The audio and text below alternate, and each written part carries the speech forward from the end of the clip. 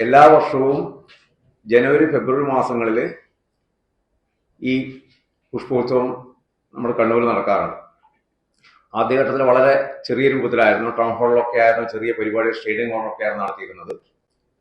എന്നാൽ ഇപ്പോൾ ഓരോ വർഷം കഴിയുന്നതിന് കുറെ കൂടി വിപുലമായ രൂപത്തിൽ നടത്തുകയാണ്. അതിന്റെ ഔപചാരിക ഉദ്ഘാടനം 22-ാം തീയതിയാണ് നടക്കുന്നത്. നമ്മുടെ കഴിഞ്ഞ കാലങ്ങൾ ചെയ്ത പോലെ തന്നെ കേരളത്തിനകത്തും പുറത്തുമുള്ള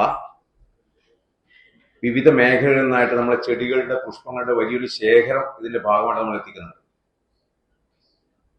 സൊസൈറ്റി നേരിട്ട് അല്ലെങ്കിൽ സംഘടനാ സമിതി നേരിട്ട് ഏതാണ്ട് 12,000-ഓളം ചതുരശ്ര അടിയിൽ നിർമ്മിക്കുന്ന കൃത്രിമ പൂന്തോട്ടം നമ്മുടെ വിവിധ സ്ഥലങ്ങളിൽ നിന്നായിട്ട്, വിവിധ സംസ്ഥാനങ്ങളിൽ നിന്നായിട്ട് എത്തിച്ചേർന്നുള്ള ചെടികളും പുഷ്പങ്ങളും ഉണ്ടാക്കുന്ന പൂന്തോട്ടമാണ് നമ്മുടെ പരിപാടിയുടെ ഏറ്റവും പ്രധാനപ്പെട്ട ആകർഷണം എന്ന് പറയുന്നത്. അത് ഇത്തവണയും അതിന്റെ പ്രവർത്തനങ്ങൾ നടന്നുകൊണ്ടിരിക്കുകയാണ്. പന്തലിന്റെ പണിയൊക്കെ അവസാന ഘട്ടത്തിലാണ്. 22-ാം തീയതി അതിന്റെ ഔപചാരിക ഉദ്ഘാടനം നിർവഹിക്കും. ആ ഉദ്ഘാടനം നടത്തുന്നത് നമ്മുടെ ബഹുമാനപ്പെട്ട, നമ്മുടെ പ്രിയപ്പെട്ട കഥാകാരൻ ഒപ്പേട്ടനാണ്, ടി പത്മനാഭനാണ്. ജില്ലാ കലക്ടർ അരുൺ കെ വിജയൻ അധ്യക്ഷത വഹിക്കും. അതോടൊപ്പം കണ്ണൂർ കോർപ്പറേഷന്റെ മേയർ അഡ്വക്കേറ്റ് ഇന്ദിര, ജില്ലാ പഞ്ചായത്ത് പ്രസിഡന്റ് ബിനോയ് കുര്യൻ എന്നിവര് ആ പരിപാടിയിൽ മുഖ്യാതിഥികളായിട്ട് പങ്കെടുക്കും. ഇതിന്റെ മുന്നോടിയായിട്ട് നമ്മൾ വിവിധ മത്സരങ്ങൾ നടത്തിയിട്ടുണ്ട്, വിവിധ പരിപാടികൾ നടത്തിയിട്ടുണ്ട്. അതിൽ നമ്മൾ ഉദ്ദേശിക്കുന്നത് പ്രധാനമായിട്ട് അഗ്രി ഹോർട്ടി മേഖലയിൽ തൽപരരായിട്ടുള്ള ആളുകളെ പ്രോത്സാഹിപ്പിക്കുക എന്നുള്ളതാണ് സൊസൈറ്റി ലക്ഷ്യം വെക്കുന്നത്. അതിന്റെ ഭാഗമായിട്ട് സ്കൂൾ പച്ചക്കറിത്തോട്ട മത്സരം, സ്കൂൾ പൂന്തോട്ട മത്സരമൊക്കെ നടത്തിയിട്ടുണ്ട്. കണ്ണൂരും പരിസരത്തുമുള്ള വിവിധ സബ് ജില്ലകളെ പങ്കെടുപ്പിച്ചുകൊണ്ട്, Kannur north, south, Taliparamba south, Pappinissery sub ജില്ലകളെ പങ്കെടുപ്പിച്ചുകൊണ്ടാണ് സ്കൂളുകൾ, നമുക്കറിയാം ഇപ്പോൾ ഒരുപാട് സ്കൂളുകൾ പച്ചക്കറി കൃഷിയിലും പൂന്തോട്ട കൃഷിയിലും വ്യാപൃതരാണ് കുട്ടികൾ. അപ്പൊ അതുമായി ബന്ധപ്പെട്ടുള്ള പരിപാടികൾ നടത്തിയിട്ടുണ്ട്. പൊതുജനങ്ങൾക്കുള്ള പരിപാടി നടത്തിയിട്ടുണ്ട്. ചിത്രരചന മത്സരം, അങ്ങനെ ഒട്ടനവധി പരിപാടികളുടെ ഭാഗമായി നടത്തിയിട്ടുണ്ട്. അതിനുശേഷമാണ് നമ്മൾ ഈ പരിപാടിയിലേക്ക് നീങ്ങുന്നത്. പിന്നെ ഇതിന്റെ ഭാഗമായിട്ട് വ്യത്യസ്തങ്ങളായുള്ള സെമിനാറുകൾ ഇതിന്റെ ഭാഗമായി നടത്തുന്നുണ്ട്, ക്ലാസ്സുകൾ ഭാഗമായി നടത്തുന്നുണ്ട്. നമ്മളെല്ലാ പരിപാടികളും കാർഷികോന്മുഖമായിട്ട് അഗ്രി ഹോർട്ടി ബന്ധിപ്പിച്ചുകൊണ്ടാണ് ഈ പരിപാടികളാകെ നടത്തുന്നത്. അത്തരത്തിലുള്ള വിവിധ സെമിനാറുകൾ, അതിന്റെ പ്രോഗ്രാം ബ്രോഷർ അടിച്ചു കിട്ടിയില്ല, അതേതായിട്ട് ഞാൻ നിങ്ങൾ വാട്സാപ്പ് ഗ്രൂപ്പിൽ അതിന്റെ കോപ്പി നിങ്ങൾക്ക് തരാം. അപ്പൊ എന്തൊക്കെയാണ് മത്സരങ്ങളാണ്, അതിന്റെ വിശദാംശങ്ങളിലേക്ക് ഞാൻ കിടക്കാനില്ല. അപ്പൊ ഒന്നാം ദിവസത്തെ ഉദ്ഘാടനത്തോടെ വെച്ച് നമ്മൾ ഒരു കാര്യം കൂടി ചെയ്യുന്നത്, ഈ സംസ്ഥാനാടിസ്ഥാനത്തിൽ കാർഷിക അവാർഡ് നേടിയ, ഡിപ്പാർട്ട്മെന്റ് കാർഷിക അവാർഡ് നേടിയ കർഷകൻ നമ്മുടെ കണ്ണൂർ ജില്ലക്കകത്തുണ്ട്. അത് കൂൺ കൃഷിയില് കേരളത്തിലെ ഏറ്റവും നല്ല കർഷകനായി തെരഞ്ഞെടുക്കപ്പെട്ട കഴിഞ്ഞ വർഷം. അത് പുന്നാട്, ഇരിട്ടി പുന്നാടുള്ള മൺസൂൺ മഷ്റൂംസിന്റെ NV രാഹുൽ എന്നുപേരായ കർഷകനാണ് ഈ കഴിഞ്ഞ വർഷത്തെ കാർഷിക അവാർഡ്, ഡിപ്പാർട്ട്മെന്റ് കാർഷിക അവാർഡ് ലഭിച്ചിട്ടുണ്ട്. അദ്ദേഹത്തെ ആദരിക്കുന്ന ഒരു ചടങ്ങ് കൂടി ഇതിന്റെ ഭാഗമായി നടത്തുന്നുണ്ട്. അതില് ഈ പ്രിൻസിപ്പൽ കൃഷി ഓഫീസർ, ഇപ്പൊ ചാർജ് വഹിക്കുന്ന കൃഷി ഓഫീസർ ആണ് ഈ തുളസി ചെങ്ങാട്ട് മേഡമാണ് അത് നിർവഹിക്കുന്നത്, സംസാരിക്കും. ഇത്രയാണ് അതിന്റെ ഉദ്ഘാടന സമ്മേളനം എന്ന രീതിയിൽ പറയാനുള്ളത്. പിന്നെ വിവിധ ക്ലാസ്സുകൾ ഇതിന്റെ ഭാഗമായി നടത്തുന്നുണ്ട്. അതോടൊപ്പം വ്യത്യസ്തങ്ങളായ മത്സരങ്ങൾ ഇതിന്റെ ഭാഗമായി നടത്തുന്നുണ്ട്. ഈ കലാപരിപാടികൾ ഇതിന്റെ ഭാഗമായി നടത്തുന്നുണ്ട്. പിന്നെ നമ്മളൊരു പ്രധാനപ്പെട്ട പരിപാടി എന്ന രൂപത്തിൽ ഇത്തവണ വെച്ചിട്ടുള്ളത് ഒരു സാന്ത്വന സംഗമം എന്നുള്ള പരിപാടിയാണ്. നമുക്കറിയാം, സാധാരണ മനുഷ്യന് വ്യത്യസ്തമായിട്ട് വീട്ടിന് പുറത്തിറങ്ങാൻ വേണ്ടി പറ്റാത്ത, അരക്ക് കീഴോട്ടൊക്കെ തളർന്നു പോയിട്ടുള്ള ഒരുപാട് മനുഷ്യർ നമ്മുടെ ചുറ്റുവട്ടത്തുണ്ട്. പലപ്പോഴും മറ്റുള്ള ആളുകളുടെ സഹായമില്ലാതെ അവർക്ക് പുറത്തിറങ്ങാൻ കഴിയാറില്ല, ആരെങ്കിലും സഹായിക്കേണ്ടി വരും. വീൽ ചെയർ മാത്രമാണ് ആശ്രയം, അങ്ങനെയുള്ള ആളുകളുണ്ട്. അപ്പൊ അവർക്ക് ഇത് കാണാനുള്ള അവസരം ഒരുക്കുക എന്ന രൂപത്തിൽ ഒരു പരിപാടി ഇതിന്റെ ഭാഗമായിട്ട് 26-ാം തീയതി സംഘടിപ്പിക്കുന്നുണ്ട്. അപ്പൊ നമ്മൾ ചുറ്റുവട്ടത്തുള്ള ആളുകളെ, ഈ പറയുന്ന ഈ നടക്കാൻ പ്രയാസമുള്ള, നടക്കാൻ വേണ്ടി പറ്റാത്ത, വീൽ ചെയറിൽ മാത്രം നടക്കാൻ പറ്റുന്ന അത്തരം ആളുകളുടെ ഒരു സാന്ത്വന സംഗമം 26-ാം തീയതി ഉച്ചയ്ക്ക് ശേഷം സംഘടിപ്പിക്കുന്നുണ്ട്. ആ പരിപാടിയിൽ നമ്മൾ ഉദ്ദേശിക്കുന്നത് അവർക്കിത് ഈ പറയുന്ന വീൽ ചെയറിലൂടെ ആണെങ്കിൽ പോലും അവർക്കിത് കാണാനുള്ള, നമ്മുടെ ഈ പുഷ്പോത്സവം കാണാനുള്ള അവസരം, ഒന്ന് കൂടിച്ചേരാനുള്ള അവസരം, ചെറിയ കലാപരിപാടികൾ, അങ്ങനെ ഒരു അര ദിവസം ഒരു സന്തോഷപൂർണ്ണമായിട്ട് അവർ വീട്ടിന് പുറത്ത് ചെലവഴിക്കാനുള്ള സംവിധാനം ഉണ്ടാക്കുക എന്നുള്ളതാണ് നമ്മൾ ഉദ്ദേശിക്കുന്നത്. അത് 26-ാം തീയതി തിങ്കളാഴ്ച ഉച്ചയ്ക്ക് ശേഷം നടക്കും. പിന്നെ മറ്റൊരു പ്രധാനപ്പെട്ട പരിപാടി ഈ റെസിഡൻസ് അസോസിയേഷനുകൾ നമുക്കറിയാം, നമ്മൾ നേരത്തെ സംഘടിപ്പിച്ചിരുന്നു. ഒരുപാട് നമുക്കറിയാം വളരെ കൂടുതലായിട്ട് നമ്മുടെ നാട്ടിൽ റെസിഡൻസ് അസോസിയേഷൻ, പ്രത്യേകിച്ച് പട്ടണപ്രദേശങ്ങളിൽ ഒരുപാട് റെസിഡൻസ് അസോസിയേഷൻ ഉണ്ട്. അവർ സജീവമായിട്ട് ഈ കാർഷിക രംഗത്ത് ഇടപെടുന്ന റെസിഡൻസ് അസോസിയേഷൻ ഉണ്ട്. അപ്പൊ അവരെ പ്രോത്സാഹിപ്പിക്കുക എന്നുള്ളതാണ് മറ്റൊരു പരിപാടി. അപ്പൊ ഏതാണ്ട് നമ്മൾ ജില്ലയിൽ ആകെ തന്നെ പരിശോധിച്ച സമയത്ത് റെസിഡൻസ് അസോസിയേഷനോട് കൂട്ടായ്മയായിട്ട് ഫെറയുമായിട്ട് സഹകരിച്ചുകൊണ്ടാണ് പരിപാടി നടത്തുന്നത്. ഏതാണ്ട് 10ഓളം റെസിഡൻസ് അസോസിയേഷനുകളെ ആദരിക്കുന്ന ഒരു ചടങ്ങ്. കാരണം പച്ചക്കറി കൃഷി, പ്രധാനമായിട്ടും പച്ചക്കറി കൃഷി നടത്തുന്ന റെസിഡൻസ് അസോസിയേഷനുകളെ ആദരിക്കുക എന്നുള്ള ചടങ്ങ് ഇതിന്റെ ഭാഗം നടത്തുന്നുണ്ട്. 27-ാം തീയതി ചൊവ്വാഴ്ച പരിപാടി രാവിലെ നടക്കും. അതില് ഈ പ്രമുഖ ആൾ പങ്കെടുക്കുന്നത് ഞാൻ അതിന്റെ ഡീറ്റെയിൽസ് ഞാൻ തരാം. അതിൽ കണ്ണൂർ ബ്ലോക്ക് പഞ്ചായത്ത് പ്രസിഡന്റാണ് ഉദ്ഘാടനം ചെയ്യുന്നത്. ആദരിക്കുന്ന TO വിനോദ് കുമാറാണ്, കൃഷി ഓഫീസറാണ്. പിന്നെ ബിന്ദു കെ മാത്യു ആണ് വിഷയപ്പിച്ചുകൊണ്ട് സംസാരിക്കുന്നത്. ആ രൂപത്തിൽ അവരെ ഈ 10 പേരെ ആദരിക്കുന്ന ഒരു ചടങ്ങാണ്. മറ്റൊരു പ്രധാനപ്പെട്ട പരിപാടി ബഡ്സ് സ്കൂളുകളുടെ കുട്ടികളുടെ കലാമേളയാണ്. നമ്മളെപ്പോഴും ഈ സൊസൈറ്റി സംബന്ധിച്ച് ചെയ്യുന്ന പാർശ്വവൽക്കരിക്കപ്പെടുന്ന ആളുകളെ കൂട്ടി ഇണക്കുക, നമ്മളെ കൊണ്ടുവരിക എന്നുള്ളതാണ്. നമുക്കറിയാം ഈ മെന്റലി റിട്ടാർഡ് ആയിട്ടുള്ള ഒരുപാട് കുട്ടികൾ ബഡ്സ് സ്കൂളിൽ പഠിക്കുന്നുണ്ട്. വലിയ പ്രായമായിട്ടും കുട്ടികളുടെ സ്വഭാവം ഇവിടെ നമുക്കറിയാം. 35-40 വയസ്സുണ്ടാ, പക്ഷെ നമുക്കറിയാം മാനസിക വളർച്ച എത്താത്ത കുട്ടികൾ. അത് ഒരുപാട് ബഡ്സ് സ്കൂൾ ഇല്ലാക്കാത്തുണ്ട്. ആ ബഡ്സ് സ്കൂളിലെ കുട്ടികളെന്ന് എന്നറിയില്ല, കുട്ടികൾ പ്രായമായവരുണ്ടാവും. പക്ഷെ എങ്കിൽ പോലും അവരുടെ കലാപ്രകടനങ്ങൾ, അവർ ഒരുപാട് കുട്ടികൾ ആ രംഗത്ത് ഈ കലാവതരണം നടത്തുന്നുണ്ട്.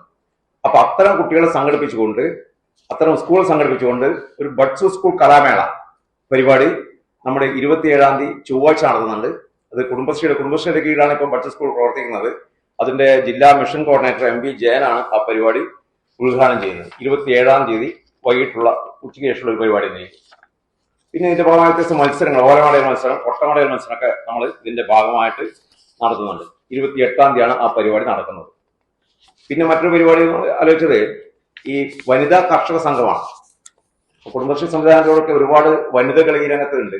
അപ്പൊ അവർക്കുള്ളൊരു മോട്ടിവേഷൻ ക്ലാസ് എന്ന രൂപത്തിൽ വനിതകളായിട്ടുള്ള പ്രധാനപ്പെട്ട കർഷകരുടെ ഒരു സംഗമവും അവർക്കുള്ള മോട്ടിവേഷൻ ക്ലാസ്സും, അത് നേരത്തെ റിട്ടയർ ആയിട്ടുള്ള കൃഷി അഡീഷണൽ ഡയറക്ടർ വീണറാണി, ഈ നീലേശ്വർ സ്വദേശിയാണ്, അവരാണ് ആ ക്ലാസ് എടുക്കുന്നത്. ഈ ഉദ്ഘാടനം നടത്തുന്നത് ഡെപ്യൂട്ടി മേയർ KP താഹിറാണ്. ആ പരിപാടി മലപ്പുറം പ്രഭാകരൻ പോലുള്ള പ്രമുഖരായ ആളുകൾ പങ്കെടുക്കും. 29 വ്യാഴാഴ്ച പരിപാടി നടക്കുക. പിന്നെ മറ്റൊരു പ്രധാനപ്പെട്ട കാര്യം എന്ന് പറഞ്ഞാൽ പെൻഷൻകാരും കാർഷിക രംഗം എന്ന് പറഞ്ഞ മറ്റൊരു സെമിനാർ. അതും ഇതേപോലെ നമുക്കറിയാം ഏതാണ്ട് 56, 58, 60 വയസ്സിലാണ് ആളുകൾ പെൻഷൻ പറ്റി പിരിയുന്നത്. അതുവരെ ഇത്തരം കാര്യങ്ങൾ സമയമില്ലെങ്കിൽ പോലും ഇപ്പോൾ ഒരുപാട് ആള്, കാരണം ഒരുപാട് സമയം അവർക്ക് മുമ്പിലുണ്ട്, വലിയ ഉദ്യോഗത്തിൽ നിന്ന് വിരമിച്ച ആളുകൾ ഒരുപാട് സമയമുണ്ട്. അപ്പൊ അത്തരം കുറെ പെൻഷൻകാര് കാർഷിക രംഗത്തേക്ക് തിരിയുന്ന ആളുകളുണ്ട്. അത് ചെറിയ പച്ചക്കറി തോട്ടം മുതലാവാം.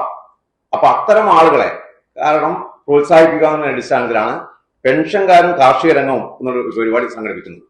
കാരണം അവർക്കുള്ള ഒരു മോട്ടിവേഷൻ രൂപത്തിൽ ഡോക്ടർ P ജയരാജ്, ഈ കൃഷി വിജ്ഞാന കേന്ദ്രത്തിന്റെ മേധാവിയായിരുന്നു ഡോക്ടർ P ജയരാജ്, അദ്ദേഹത്തിന്റെ ക്ലാസ് ഉണ്ടാവും. KV സുമേഷ് MLA ആണ് ആ പരിപാടി ഉദ്ഘാടനം ചെയ്യുന്നത്. ഈ പറയുന്ന പെൻഷൻകാരെ ഏതാണ്ട് 60 വയസ്സ് കഴിഞ്ഞ് ഈ കാർഷിക രംഗത്തുള്ള പെൻഷൻകാരെ പ്രോത്സാഹിപ്പിക്കുക എന്നുള്ളതാണ് ആ പരിപാടിയോട് ഉദ്ദേശിക്കുന്നത്. അതാണ് മറ്റൊരു പ്രധാനപ്പെട്ട പരിപാടി എന്ന് പറയുന്നത്. പിന്നെ മറ്റൊരു പരിപാടി കുട്ടികളുടെ രംഗത്താണ്.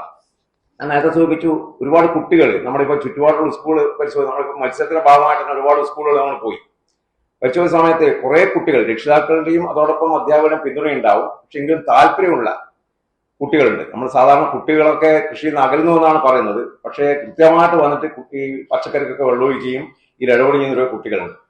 ആ രൂപത്തിൽ കുട്ടികളുടെ അത്തരം ഒരു കുട്ടി കർഷക സംഗമം എന്ന് പറഞ്ഞൊരു പരിപാടി ഇതിന്റെ ഭാഗമായി സംഘടിപ്പിക്കുന്നുണ്ട്.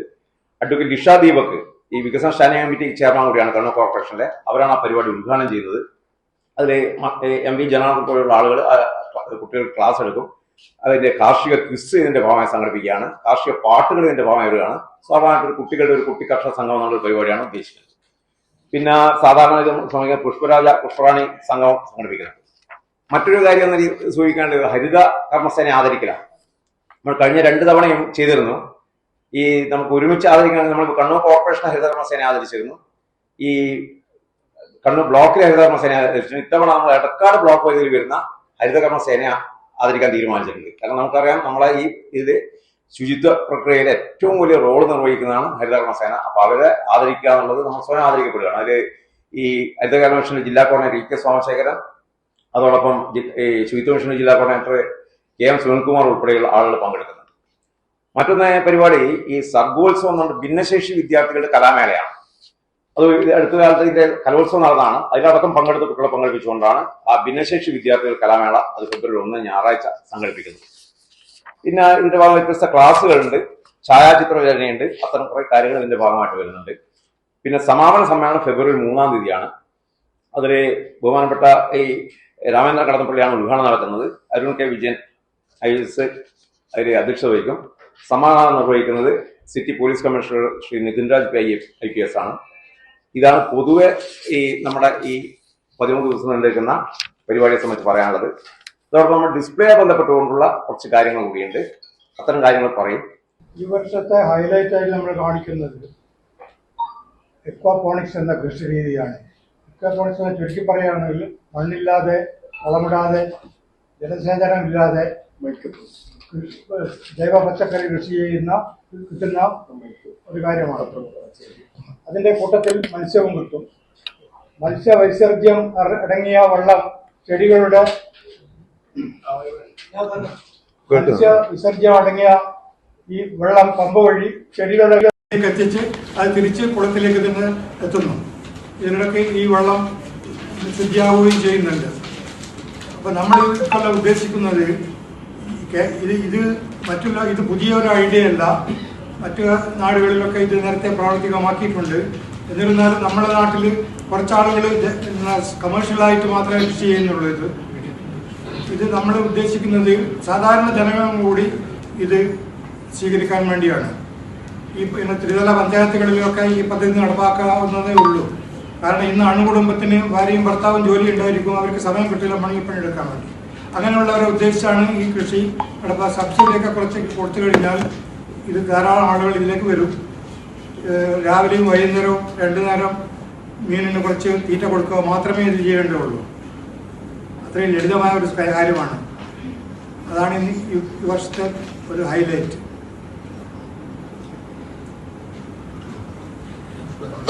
അവിടെ അക്വാസ്കേപ്പ് ലാൻഡ്സ്കേപ്പ് പോലെ വെള്ളത്തിൽ ചെറിയൊരു ഗാർഡൻ സെറ്റ് ചെയ്യുന്ന, അത് റെയിൻ ഫോറസ്റ്റ് ഉണ്ട്. ലാൻഡ്സ്കേപ്പ് പോലെ തന്നെ എല്ലാ സാധനങ്ങളും ടാങ്കിന്റെ അകത്ത്, വെള്ളമുള്ള ടാങ്കിന്റെ അകത്ത് സെറ്റ് ചെയ്യുന്ന ഒരു ഇതാണ് അക്വാസ്കേപ്പ്. അത് ഒരു പുതിയ ഇതാണ്. അത് നമ്മൾ ആദ്യമായിട്ട് ഒരു 5 ടാങ്കിൽ വിവിധ തരം ഇത് ഡിസ്പ്ലേ വരുന്നുണ്ട്. അതിന്റെ ഐറ്റംസും എല്ലാം ഉണ്ടാവും. അത് ഒരു ബോധവൽക്കരണം പോലെ എല്ലാം കാണിച്ചു കൊടുക്കാൻ പറ്റും. വീടിന്റെ അകത്തെല്ലാം ചെയ്യാൻ പറ്റിയ സാധനമാണ്. അതുണ്ടാവും ഇപ്രാവശ്യം. സെക്രട്ടറി, കാർഷിക മത്സരങ്ങൾക്ക് ആളെ കിട്ടുന്നില്ല, മത്സരാർത്ഥികളുണ്ട. ഇപ്രാവശ്യം നമ്മൾ ഈ ഇന്നലെ മിഞ്ഞാന്ന് കഴിഞ്ഞാൽ ഏതാണ്ട് 40ഓളം ആളുകൾ പങ്കെടുക്കും. അവിടെ നടക്കുന്ന രാവിലെ തുടങ്ങിയിട്ട് രാത്രി 9 മണിക്കാണ് അവസാനിച്ചത്. നിങ്ങളെ ഫ്ലവർ ഷോയിൽ നടക്കുന്ന പരിപാടിയിലോ ആളെ കിട്ടാറുണ്ടോ? പലതരം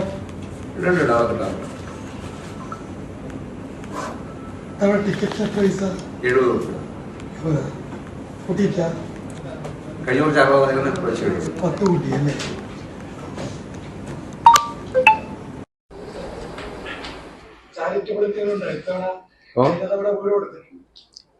ഏത്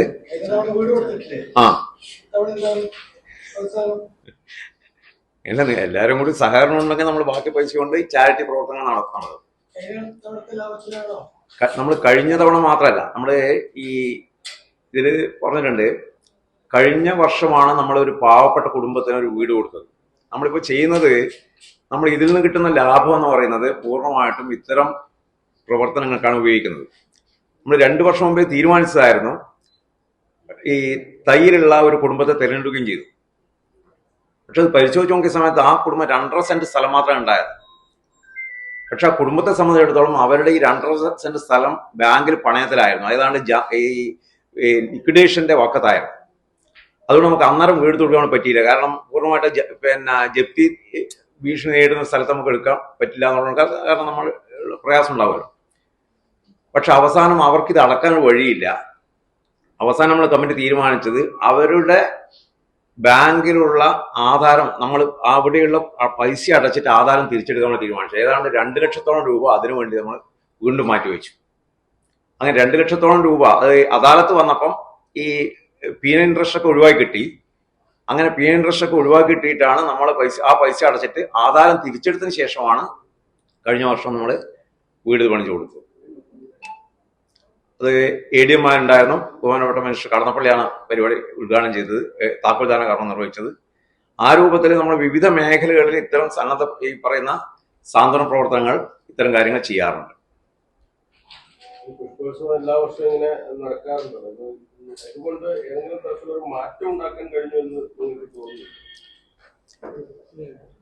നമ്മളതിൽ കാണുന്നത് ഈ മാറ്റമുണ്ടോ ഇല്ലയോ എന്ന് പറയേണ്ടത് സാധാരണ ജനങ്ങളും നിങ്ങളൊക്കെയാണ്. നമ്മളിപ്പോ ഈ പ്രോത്സാഹിപ്പിക്കുന്നുണ്ട്. അതായത് പറഞ്ഞത് ഇപ്രാവശ്യം ഏതാണ് 40ഓളം ആളുകൾ നമ്മളെ ഈ മിനിഞ്ഞാന്ന് നടന്നിട്ടുള്ള ഈ കാർഷിക തോട്ട മത്സരത്തിൽ പങ്കെടുത്തു. സാധാരണ അതിൽ അത്രയൊന്നും ഉണ്ടാവാത്തതാണ്. വളരെ വിരലെണ്ണാവുന്ന ആളുകൾ 8 10 ആളുകൾ മാത്രമാണ് അതിൽ പങ്കെടുക്കാറ്. പക്ഷേ നമ്മൾ രാവിലെ 8:30 മണിക്ക് ആരംഭിച്ചിട്ടുള്ള ജഡ്ജ്മെന്റ് പരിശോധന അവസാനിച്ച രാത്രി 9 മണിക്കാണ്. വളരെ പ്രയാസപ്പെട്ടു. കാരണം എന്ന് വെച്ചാൽ നമ്മൾ സാധാരണഗതിയിൽ എന്ന് പറഞ്ഞാൽ വളരെ പെട്ടെന്ന് തന്നെ 5 8 കുടുംബങ്ങൾ മാത്രമേ ഉണ്ടാവുക ഇത്തരം കാര്യത്തിന്. അപ്പൊ ഇതൊക്കെ ആളുകൾക്ക് താല്പര്യമേറി വരുന്നു എന്നുള്ളതിന്റെ ലക്ഷണമാണ്. അവിടെ കുട്ടികളുടെ ഈ സ്കൂൾ പച്ചക്കറിത്തോട്ടം പൂത്തോട്ടം മത്സരം കുറെ കുട്ടികളെങ്കിലും, ഈ എല്ലാ കുട്ടികളും അങ്ങനെയൊന്നുള്ളല്ലോ, പക്ഷേ കുറെ കുട്ടികളെങ്കിലും ഇതിൽ താല്പര്യപ്പെട്ട് വരുന്നുണ്ട്. അപ്പൊ അത് നമ്മൾ പരമാവധി ഈ അവരെ ഇപ്പം റെസിഡൻസ് അസോസിയേഷൻ ഞാൻ സൂചിപ്പിച്ചു. അപ്പോ ഈ ഒരുപാട് റെസിഡൻസ് അസോസിയേഷനുകൾ ഇപ്പൊ കൂട്ടായ കൃഷിയിലേക്ക് വരുന്നുണ്ട്. അപ്പോൾ നമ്മുടെ എല്ലാം നമ്മുടെ പ്രവർത്തനം കൊണ്ടൊന്നുള്ളതല്ല, പക്ഷെ എങ്കിൽ പോലും അവിടെ നിന്ന് വ്യത്യസ്തമായിട്ട് കാർഷികമായുടെ ആഭിമുഖ്യം അല്പമെങ്കിലും കൂടി വരുന്നുണ്ട് എന്നുള്ള ലക്ഷണമാണ്. കാരണം പ്രത്യേകിച്ച് ഈ വിഷരഹിതമായുള്ള കൃഷി, നമ്മൾ വീട്ടിൽ എന്തെങ്കിലും ചീരയോ പാവലോ ഉണ്ടാക്കി കഴിഞ്ഞാൽ വിഷരഹിത ഭക്ഷണം കഴിക്കാമെന്നുള്ള ഒരു തോന്നൽ കൂടിയാണ് ആളുകളെ പ്രേരിപ്പിക്കുന്നത്. അപ്പോൾ കുറേ ആളുകളെങ്കിലും നമ്മുടെ വീട്ടുമുറ്റത്ത് ഈ എന്തെങ്കിലും പച്ചക്കറി നടാനുള്ള പ്രേരണ ഉണ്ടാക്കാൻ വേണ്ടി സാധിക്കുന്നുണ്ട്. അതിലൊരു പങ്ക് നമുക്ക് നിർവഹിക്കാൻ വേണ്ടി പറ്റുന്നുണ്ട് എന്നുള്ളതാണ് പറയാനുള്ളത്. ഈ നഴ്സറികളൊക്കെ വരുന്നുണ്ട്. അപ്പൊ അവർക്ക് വിൽപ്പന കൂടിയാണോ ഇതിന്റെ ലക്ഷ്യം? അതിന് അവര് പൈസ കുറച്ചിട്ട് തന്നെയാണോ കൊടുക്കുന്നത്? നമ്മളൊരു നഴ്സറിക്ക് നമ്മൾ ഈ പ്രധാനമായിട്ടും വളരെ ചുരുങ്ങി 20 സ്ക്വയർ ഫീറ്റ് ഉള്ള ഒരു സ്റ്റാളാണ് നമ്മൾ കൊടുക്കുന്നത്. 25,000 രൂപയാണ്. 25,000 പ്ലസ് GST എന്നുള്ളതാണ് നമ്മൾ അവർക്ക് കൊടുക്കുന്ന വാടക. വളരെ ചുരുങ്ങിയ വാടകയാണ്. എന്തുകൊണ്ടാണെന്ന് പറഞ്ഞാല് നമ്മളെ മെയിൻ ഉദ്ദേശം ഈ പറയുന്ന കർഷകരെ പ്രോത്സാഹിപ്പിക്കലാണ്. അപ്പോൾ അതോടൊപ്പം ഗവൺമെന്റ് സ്റ്റാൾസിന് ഫ്രീ ആയിട്ടാണ് കൊടുക്കുന്നത്. ഇപ്പോൾ Aralam, Karimbam, vegetable fruit promotion council തുടങ്ങിയുള്ള ഗവൺമെന്റ് സ്ഥാപനങ്ങളുണ്ട്. അവർക്കൊക്കെ പൂർണ്ണമായി സൗജന്യമായിട്ടാണ്. അതോടൊപ്പം ഇവർക്കും ഈ പറയുന്ന വളരെ കുറഞ്ഞ പൈസയാണ്. കാരണം 25 സ്ക്വയർ ഫീറ്റ് ഉള്ളൊരു സ്ഥലം 20 സ്ക്വയർ ഫീറ്റുള്ള സ്ഥലം 25,000 രൂപ മാത്രം ചെലവാക്കിയാണ് കൊടുക്കുന്നത്. അപ്പോൾ അവരെ പ്രോത്സാഹിപ്പിക്കുക എന്നുള്ള ഒരു നയമായിട്ട് അതിന്റെ ഭാഗമായിട്ടാണ് ഈ സഹായം ചെയ്യുന്നത്. അവര് താരതമ്യേന കുറഞ്ഞ പൈസക്കാണ് പിന്നെ വിൽപ്പന നടത്തുന്നത്. കഴിഞ്ഞ തവണയൊക്കെ നിങ്ങൾ പറഞ്ഞിരുന്നു സൗജന്യമായി കിട്ടാൻ വേണ്ടി സർക്കാരിനൊക്കെ സമീപിക്കും. സൗജന്യമായിട്ടില്ല, നമുക്ക് കുറച്ച് റിഡക്ഷൻ ഉണ്ട്. പക്ഷെ ഇപ്പൊ നമ്മൾ നേരിടുന്ന പ്രശ്നം എന്ന് പറയുന്നത് ഈ നമ്മൾ കെട്ടാൻ ഉപയോഗിക്കുന്ന ദിവസങ്ങൾക്കൊക്കെ വാടക കൊടുക്കേണ്ടി വരികയാണ്. കാരണം ഇപ്പൊ 22-ാം തീയതി തുടങ്ങുന്ന പരിപാടിക്ക് ഏതാണ്ട് നമ്മൾ 10-ാം തീയതി മുതലാണ് നമ്മൾ ഇതിന്റെ വാടക കൊടുത്തുകൊണ്ട് വരുന്നത്. അപ്പൊ അത് ഒഴിവായി കിട്ടണമെന്ന് നമുക്ക് നടന്നിട്ടില്ല. പക്ഷെ എങ്കിലും ചില റിഡക്ഷൻസ് മൊത്തത്തിൽ വന്നിട്ടുണ്ട്. പക്ഷെ അത് വന്നപ്പോൾ ഈ 10-12 ദിവസം നമ്മൾ കെട്ടാൻ ഉപയോഗിക്കുന്ന, നമ്മൾ കുണ്ടുകുഴിക്കാൻ പിന്നെ ഉപയോഗിക്കുന്ന ദിവസം ഉൾപ്പെടെ നമ്മളിപ്പോ വാടക കൊടുക്കേണ്ടി വരികയാണ്. അത് വലിയ പ്രയാസം സൃഷ്ടിക്കുന്നത്. ഇതിന് ഏതാണ്ട് 40-45 ഉറുപ്പിക വരും ഒരു ദിവസം. ഇതിന് അത് പിന്നെ റിഡക്ഷൻ കഴിച്ചിട്ടാണ് നമുക്കുള്ളത്. പക്ഷെ അത് ഈ ദിവസം കൂട്ടിയപ്പം അത് വലിയ ഫലമില്ലാണ്ടായി. 10 ദിവസം 22-ാം തുടങ്ങുന്ന പരിപാടിക്ക് 10-ാം തുടങ്ങിയിട്ടല്ലേ നമ്മൾ വാടക കൊടുക്കേണ്ടി വരുന്നത്.